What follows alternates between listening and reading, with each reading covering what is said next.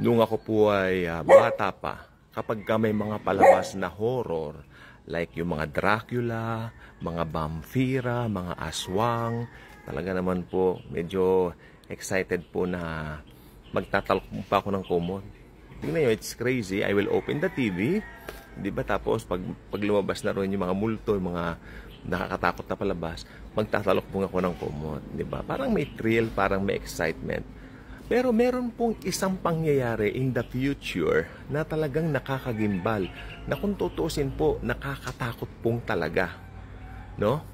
Dahil itong figure na ito, itong tao na ito, bukod sa ito ay sikat na sikat sa buong mundo during that time, siya po ay magkakaroon ng impact sa buhay ng bawat isa. At ang mga tao po ay hahanga sa kanya ng todo, since siya po ay matalino at nakapagbigay ng solusyon doon sa tanong na kung bakit milyong-milyong tao ang nawala. Nawala yung mga taong ito na tinatawag na mga Kristiyano. In a twinkling of an eye, nawala sila. Pero ang taong ito ay nagbigay ng solusyon, nagbigay ng answer, nasatisfy ang mga tao, at makikita po natin naging maganda ang pagtingin nila sa taong ito na tinignan nilang problem solver. Until itong taong ito, marami po siyang na-establish, marami siyang napagawa, marami siyang na-accomplish, no? At isa po rito yung naipatayo niya ang third temple ng mga Hudyo. Ibig sabihin ng mga Jews, ang mga Hudyo, na hindi basta-basta nagtitiwala kahit kanino, no? Especially sa panahon natin ngayon, ay nakuha nito ang simpatsya nila. Okay? At naging isa siyang popular public figure, at hindi lang po yun, especially sa politika, no? Napalakad niya ang lahat, na control niya ang lahat, no? Hanggang dumating ang isang araw, ito ay theory lang naman po, habang siya po ay nasa isang gathering o siguro nagsasalita or whatsoever is nag-i-speech, siya po ay marami nagsasabing theory na baril po siya. Kasi meron pong isang magandang palabas dito regarding dito po sa ganitong end times. Kaya lang po Spanish po siya. Apokalipsis ang pamagat. So tignan na lang po nyo sa YouTube, Apocalypse. You know, maganda po ang pagka-portray nung public figure na yan doon hanggang matapos. Ang ganda po niya. Although hindi mo naiintindihan, Spanish po siya. Parang series siya tayo, if I am not mistaken. Why don't you check it sa YouTube? Apocalypse ka lang yan. Pero Espanyol siya. I-type na lang yung Apocalypse series, Spanish. O yun, makikita na po ninyo. Ayun na po yung sinasabi ko. At ito pa po ang gusto ko pong sabihin. No? Balik tayo dito sa totoong public figure na ito.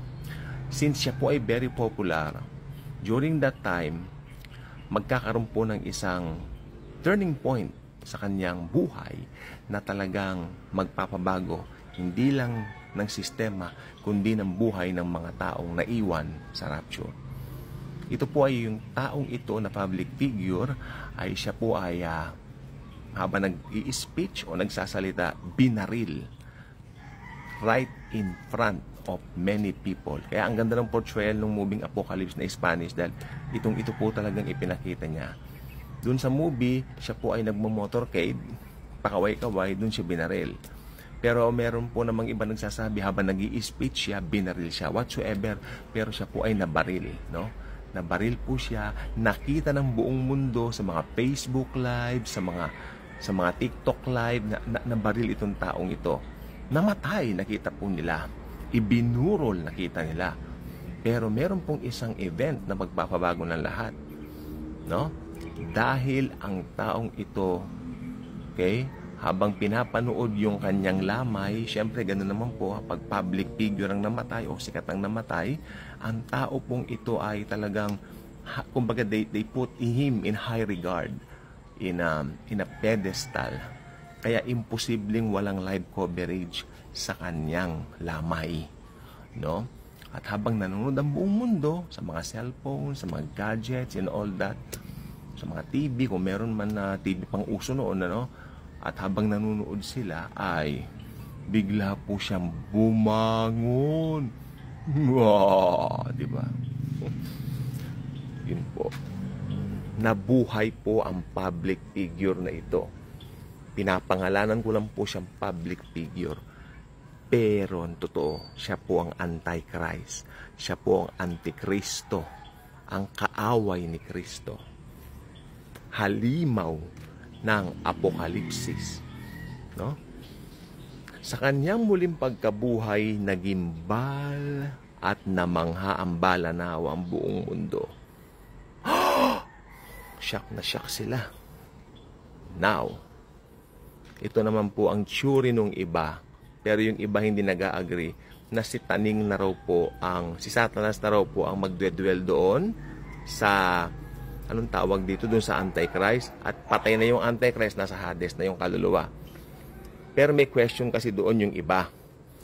Hindi ba mauunang itatapon yung Antichrist at saka yung false prophet sa impyerno? At si Satanas naman ay ikukulong ng 1,000 years sa abyss habang naghahari ang Panginoong Jesucristo rito kasama nating mga believers niya sa loob ng 1,000 years para sa millennial kingdom niya, millennial reign niya. Kung si Satanas daw ay nilagay na sa impyerno dahil siya na ang nasa katauhan ng Antikristo, paano siya rin yung itatapon ng 1,000 years? So medyo, ang tsuri pong yan ay medyo magulo. Pero yung bagay niyan, iniiwan ko na po sa Panginoon. Pati ba naman yan, i-expressin ko pang sarili ko? No way. No way. Diba? Pero yung po ang nangyari sa Antichrist, nabuhay na magmuli at nagimbal ang mga tao. Nagimbal. Takot na takot sila. Pero ito po ang naging susi dito para yung Antikristo ay mag-require ng worship. Para sa Diyos? Hindi. Para sa ibang mga ribulto? No. Para po sa kaniyang sarili. Para sa kaniyang self. For himself. Worship me because I am God. Ayan ang kanyang sasabihin.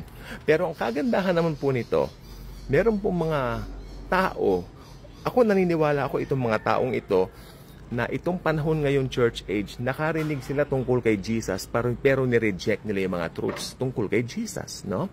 Kaya during that time, sa tribulation, meron silang knowledge kung sino yung taong yon. Hindi sila magpapatatak. Hindi sila sasamba sa kanya. Yes, hindi sila magpapatatak kasi ang halimaw na ito ay magre-require na lahat ng tao ay dapat matatakan ng 666 sa pamamagitan ng it will be planted sa katawan through microchips or something like mga ibang mga paraan ng modern gadgets, no? Para ikaw ay makontrol po niya. Pero ang karamihan po ay hindi magpapatatak. Karamihan na nakakaunawa. No? Pero mas marami rin yata magpapatatak eh. Hindi ko po sure. Pero mas marami yata magpapatatak. O yung ilan, kakusana, yung ilan hindi magpapatatak. No? Dahil gusto nilang makilala ang Panginoon. Huli na ba ang lahat for them? Hindi. Hindi pa naman po huli ang lahat for them. Kaya lang may cause. Because during the tribulation, in order for you to be saved, you have to put your trust in Jesus and magpapugot ka ng ulo. Dahil hindi na po effective noon yung panahon na parang sa church age meron tayo. Ano ibig sabihin hindi na effective ang blood of Christ? No. Ang blood of Christ walang tigil ang effect. Pero ang problema, tapos na yung dispensation ng grace. Hindi pinag-uusapan dito kung nagbago yung dispensation, hindi mo questionin yung blood of Christ. Of course, ang effect ng blood of Christ forever. Forever. Kaya nga po forever doon sa mga tumanggap sa Kanya. Forever doon sa mga tumanggap ng libreng alok.